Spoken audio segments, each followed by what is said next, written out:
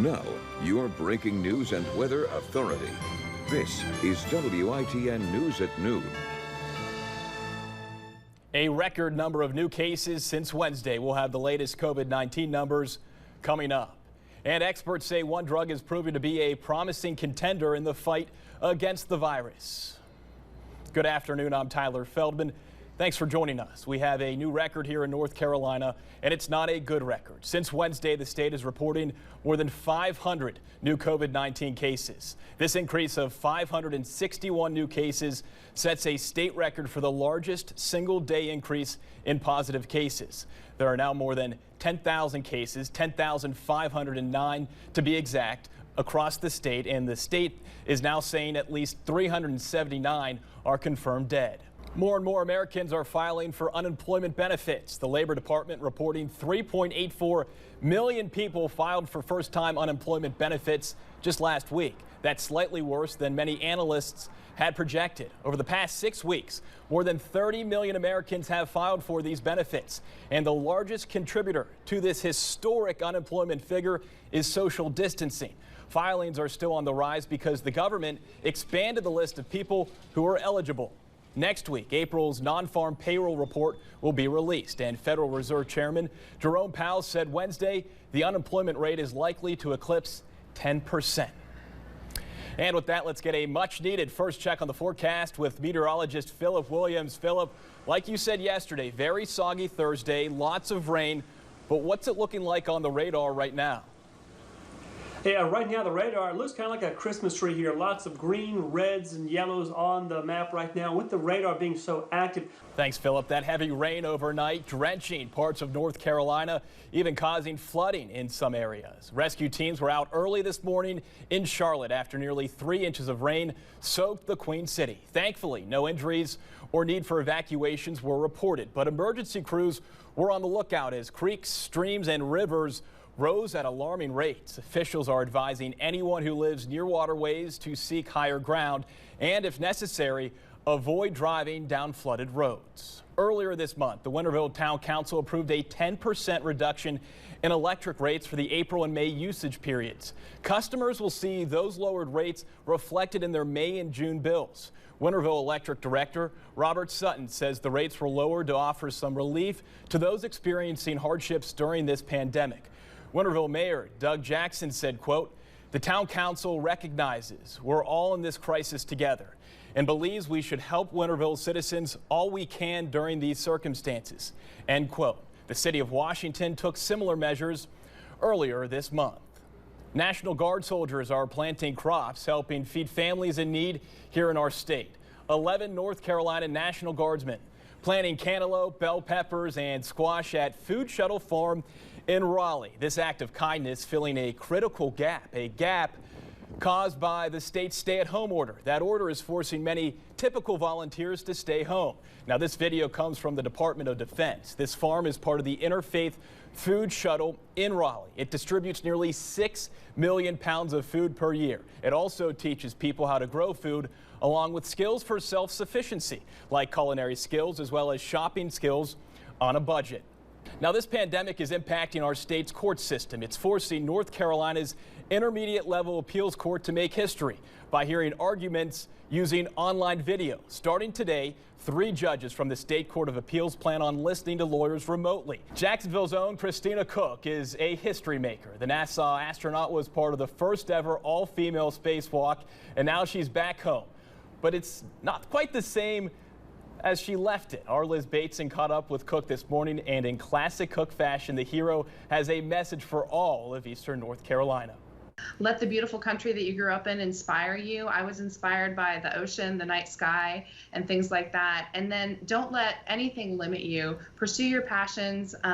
Do so recognizing that you not only want to achieve them, but to succeed, to thrive, and to lead. Do what scares you. Do what might make you feel like you're out of your comfort zone. And then most importantly, I would say, support each other. It's okay to fail along the way, and I think the best way that we all achieve kind of our maximum potential and contributing the most to the world is by supporting each other. I am a Christina Cook fan. She is incredible and says she's been spending lots of time with a physical trainer to get used to being back on Earth. She's also been working with NASA on the ground to share everything she learned during her mission.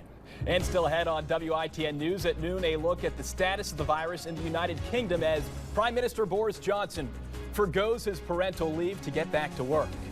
But first, Philip, I think everyone is looking for that sunshine to return after all this rain, so promise me the weekend will be much better than today.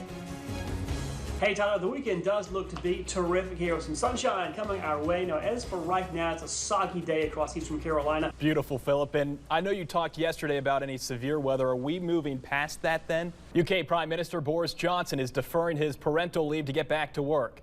Meanwhile, the death toll has been significantly higher, making the UK the second deadliest country in Europe when it comes to the coronavirus. Cal Perry reports from London. In the end, we will defeat coronavirus. But also in the UK, a promising vaccine trial. There are more than 80 coronavirus vaccines currently in development around the world, and at least 7 have reached the clinical trial stage, which means they are approved for testing on humans after successful animal tests. Now, one of those 7 is taking place at Oxford University. In fact, human trials have already begun. What we're hoping with a vaccine is that we can make much better immune responses so that we get longer-term protection. Shots fired outside the Cuban embassy in Washington, D.C. overnight. Police called to this scene after neighbors reported hearing gunshots around 2 a.m. Officers discovered a person armed with an assault rifle. That suspect has since been taken into custody without incident.